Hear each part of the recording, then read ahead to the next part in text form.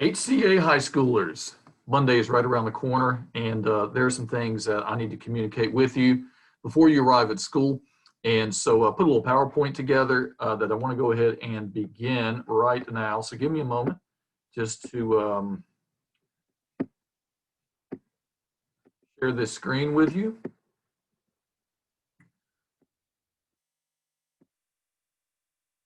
I trust that you've had a great summer. Maybe it feels long or maybe not. I don't know. Oh, you almost forgot about this. I have my mask on. And so let me go ahead and remove that. Hey, in the event that you're wondering why I'm wearing a hat, I'm doing this because technically you're still on summer break. And so I'm going to resonate with you by wearing a hat as I'm going through this information with you.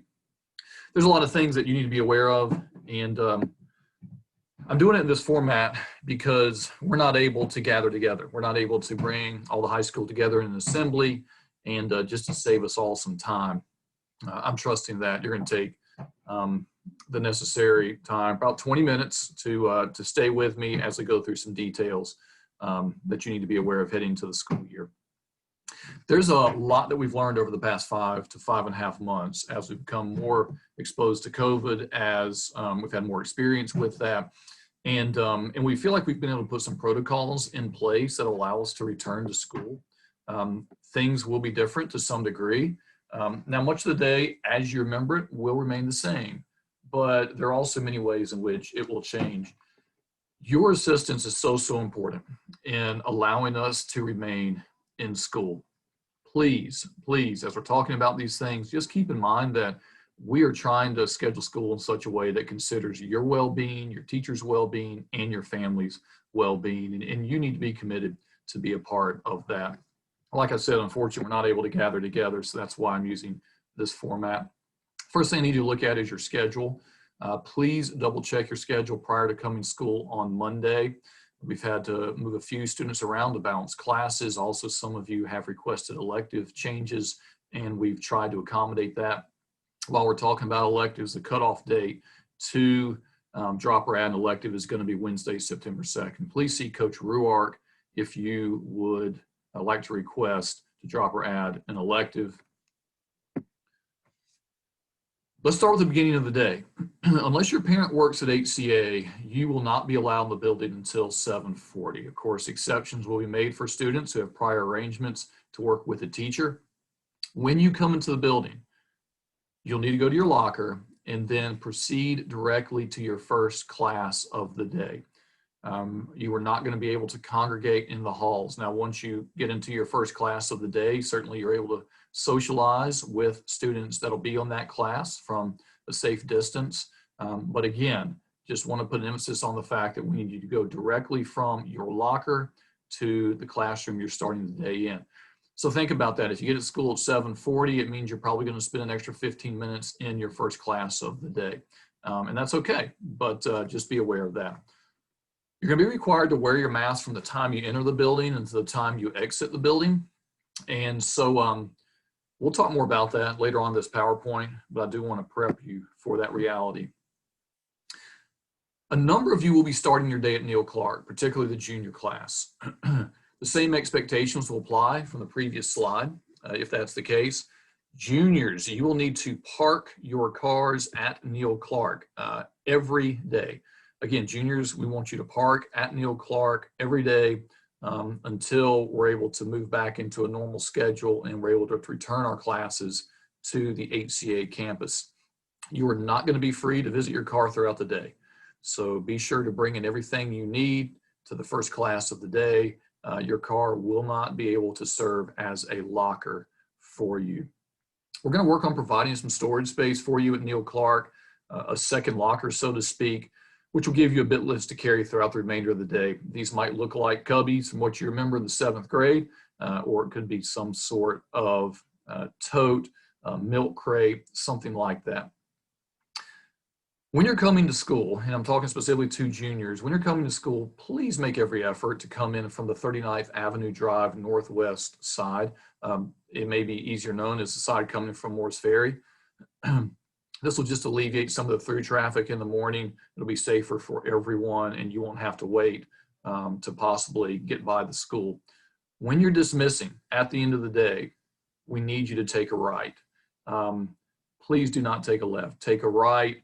This may be add a few extra minutes for some of you as you get home, but this is a safety thing for us. Again, it just helps us with traffic. If 30 of you take a left, I guarantee we're going to have a huge line, and it'll actually probably take you more time to wait to get through than if you were to actually just take a right and go to Route 127 the other way. When you're coming to the main building from Neill Clark, and to hear this clearly, you got to think you have one entrance coming from Neill Clark, and that's going to be the upstairs fire escape entrance. So you know the metal stairs that you probably all walk down at the back of the building. You'll be walking up those stairs to come into the school. And at the same time, when you're going to Neill Clark, you'll exit that fire escape. So again, really important, your teachers will rehash that with you. Also want to encourage you just to have a small umbrella that you keep handy. Maybe put it in your car for rainy days. Maybe you put it in a book bag, but I think you'll find that helpful at times throughout the year. So once the day begins, you'll notice that bells are going to be staggered. And when your teacher dismisses you from your class, we're asking that you go directly from one class to the next. We want to limit the number of people in halls. Do not plan on using your locker after every class. We would ask that you would plan on using your locker in accordance with the schedule that you see here. And so 9th and 11th grade after the second class of the day after lunch and at the end of the day, and then 10th and 12th grade after the first class of the day before lunch and at the end of the day. And those individual grades will be given a few extra minutes to run to your locker. However, if you don't fall within that category, then you'll be expected to go immediately to class. You'll notice that lockers have been randomly assigned. Those who came to orientation earlier in the week noticed that, and so this will be different, but they have been assigned that way to minimize gathering in groups. And so also, if you have a locker across from Mrs. Friesenhahn's room, not only do you have access to the locker that's on top, but you also have the locker that is underneath that one. Those are small lockers, and we want you to have enough space to store things. Do not use restrooms during your breaks. This may sound really strange, but we want you to actually use restrooms during class. Teachers will give you freedom to do that. So when you come to the classroom or at the point that you find that that will be necessary, please ask your teacher, and they'll work with you on finding the appropriate time to be able to leave class for that reason. We're going to provide a snack break for you. However, it will not be between classes. It will be during your second class of the day. Of course, there's the all-important lunch. Lunch will begin for all 9th through 11th graders at 12:30. There will be staggered release times, as you see here. 9th graders will release at 1 o'clock, and 11th graders will release at 1:10. And so this is just the advantage of seniority here. The older you are, the longer you're going to get in lunch. If the weather's nice, we're going to have all you guys, all 9th through 11th graders, eat outdoors at the picnic tables. We have had 25 picnic tables delivered and put together. They are in part of the parking lot, and they're right there beside the Fine Arts building. And so you'll eat there. We're going to ask that you limit 4 to a table. And please don't buddy up in the sense that you're side by side, but please have some space between you. Also, you can eat on the benches that were recently put into place. There's benches in stage there, and I just want to give a shout out to Nathaniel Walls. He did a great job constructing those with his dad and some others. So thank you for your work on those. Once you're seated, please don't move around from table to table. We would ask that you remain seated unless you need to use the restroom. Please do so. You'll have access to restrooms both in the gym and also in the Fine Arts building. Please don't use the restrooms in large groups. Either go with individuals or just a few at a time. And certainly we have teachers out there who will be kind of doing some monitoring that may remind you if you get up in large groups to move around. If the weather is cold and rainy, obviously we're not going to eat outside. You will eat in your 5th or 6th period class. And so you'll actually go to the location of your 5th or 6th period class, whatever day you're on, and that's where you will eat lunch. You're not going to have access to microwaves, so please don't bring meals that need to be heated. Now, this goes back to your old school PB&Js or whatever it may be. Hey, for whatever it's worth, I never used a microwave the entire time I was in school to heat up a lunch, for whatever that counts. The lanes are going to be serving lunch. All meals and a la carte items will come in disposable containers. You don't have to worry about returning anything to the lunchroom. Trash cans will either be placed outside when you're outside, or your teachers will have large trash bags in their classrooms to take care of whatever waste you have. Okay, I think we're good with the lunch piece. Let's talk about end of day dismissal. We want to avoid all high schoolers being at their lockers at once. And so your final teacher of the day is going to provide instruction about when to go to lockers. If you are a driver, which will be most juniors and a handful of sophomores at this point, you will release at 2:45 as you always have. We would ask that you please go to your cars. Obviously, if you have to run by your locker, do that first. Some of you might have siblings in the 1st through 8th grade. You're going to be responsible for picking them up. They're not going to be released to meet you in the parking lot. They're not going to be released to walk up to Neill Clark if you're a junior. And so you're going to have to go to your siblings' classroom and pick them up. If your sibling is in the 1st through 4th grade, you're actually going to have to go to the grammar hall, go to that teacher's class, make contact with the teacher, let them know that you're taking your brother or sister home. You'll do the same thing if you have a sibling in the 5th through 8th grade. However, those students will all be in the lunchroom. And so you'll do the same thing. Make eye contact with the teacher, let them know that you're grabbing Alex or Joanna, and then you'll walk them to wherever you parked and y'all can leave. Non-drivers will remain in the classroom until the ride arrives. This is a super important point when it comes to dismissal. If any student is going home with another student other than their sibling, we need to know. I just want to warn you right now, if you start walking out, your name hasn't been called, and you don't drive a car, the teacher is going to ask you, why are you leaving? And if you say, because I'm driving home with so-and-so, the teacher is going to say, I'm sorry, I can't let you leave because I do not have a note. Please be aware of that. Please be aware of that. Just some overall safety protocols. These have all been embedded in what we've already discussed, but just want to cover them once again. It is important that we are following the safety guidelines. I can't stress that enough.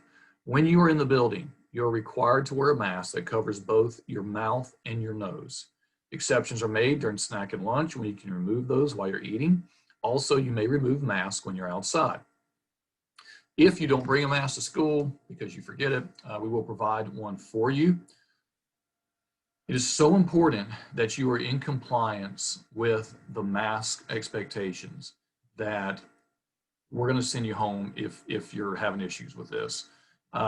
If we continue to notice that it's not over your nose, or if you happen to be walking around the hall and you just decide you're not going to wear it at that point, then we're gonna call parents, and we'll either have you drive home or we'll have them come pick you up. It won't be considered to be a suspension, but you're just not in cooperation with us, and we have to put the overall safety and the well-being of the group ahead of your either inability or refusal to just be in compliance with what you're asking to do. I understand that many of you have not been wearing a mask very much, and to ask you to wear it for somewhere between 6 and 6.5 hours on Monday could be a challenge, but this is something we have to be able to do for one another. There may be some questions about face shields. Face shields are being allowed if students can provide medical documentation stating that it's necessary. And so if you see a classmate wearing one, understand that that is the case. It's just not an option given because people don't like or want to wear a mask. You also notice that throughout this PowerPoint, we're making intentional efforts to minimize student gatherings. I know that this probably stinks. This is not something that you want to hear, but this is something that we have to be intentional about. These often occur at lunch, in the halls, and during group activities. Certainly we're addressing these things in our safety protocol.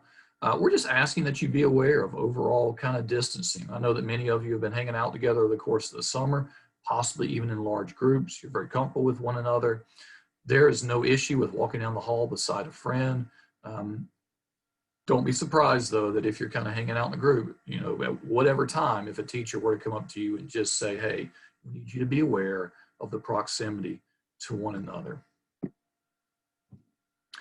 You may have questions about some of these things that have become integral parts of our high school.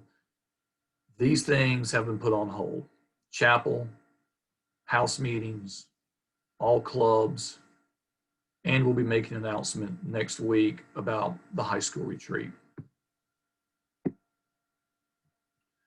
Also, don't forget about some of these other things that can fall by the wayside at times. I want to thank you for abiding by dress code expectations. This includes your length of hair and the color of your hair, making sure that shirts remaining tucked in, making sure that our shoes are as they need to be, and socks and so forth. I appreciate just you being aware of those things and being compliant. I want to remind you, because this seems to be an issue every year, that cell phones and other items that are allowed for electronic communication, by the way, this includes watches, Apple Watches, among others, should not be at school between the hours of 8 o'clock and 2:45. There's been a misunderstanding that, well, it's okay if they're at school as long as they're not seen or heard. If these things are seen or heard, or I happen to open a locker because I'm looking for something and I see one, you will lose it for 3 days. Well, so what are your options? If you don't drive and you can't leave it in your car, what do? Well, you can leave it at the front desk. And so any one of our secretaries will be happy to take that and keep it for you. And then you can pick it up on your way out of school. But just understand, if you bring that into the school, you are risking eventually having that removed for a few days. To begin wrapping this up, we're all dealing with a set of challenges that none of us have ever seen or experienced before. I am super thankful to be returning to face-to-face learning, and I think many of you are as well. But we all have to be committed to a different set of expectations to make this possible. I want you to know that in the midst of all this, our objective remains the same. We want to see Christ exalted. We believe that does happen and will happen through education. You may have heard this before, but education is discipleship. And, you know, as we think about this COVID thing, you know, keep in mind that humanity has persevered through thousands of years, through very difficult things, even things harder than this. Think about even what the church itself has had to endure. I mean, persecution, famines and plagues and oppression of all types, unspeakable things that we can't even begin to imagine. And the Lord strengthened these people and does today to not only simply be able to make it through these times, but in such a way as to where people's faith is strengthened as they more rely upon the Lord. Also keep in mind that this is a brand new high school year, and so our high school will look different this year than it ever has, in the sense that it's a different group of people. And every single one of you are in a position, whether you know it or not, to influence the rest of the school. We often lose sight of the fact that there are over 300 preschool through 8th graders that are watching you every single day. They're watching what you say, they watch what you do, they watch how you dress, they watch how you act. Leave a legacy that you're not going to regret. You don't want to walk out of here and remember that thing you did in the 9th grade or the 12th grade or 10th grade or 11th grade that you go, man, why did I say that? Why did I do that? Think about this idea of legacy, particularly 11th and 12th graders. You are in the middle of it. Your legacy is being secured. It is being strengthened right now. You want to have a legacy that is honoring to the Lord. 9th graders and 10th graders, don't lose sight of the fact that this thing is being built right now. And so lay a foundation today for how you want to be remembered in the future. I look forward to working with you this year, to helping you in any way I possibly can, to watching you grow in your relationship with the Lord, to help move you towards whatever God would have you to be in the future. And so even with all the challenges, I have no doubt that we can take difficult circumstances and we can recognize the opportunity that's available within those circumstances for personal development, growth, and also so the Lord would be honored. So, hey, listen, enjoy your weekend. We look forward to seeing you on Monday morning, and we are all praying that that Christ will be honored in what would happen this year. So thank you for tuning in. Take care.